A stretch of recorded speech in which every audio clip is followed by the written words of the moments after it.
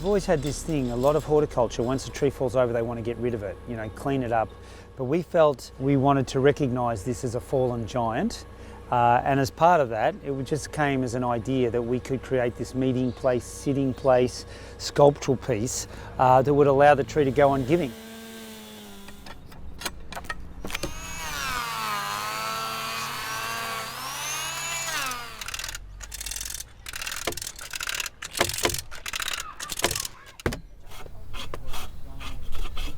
I mean, that's the first thing that struck me.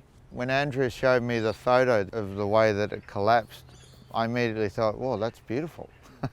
But, you know, it was a disaster, yet it was also beautiful.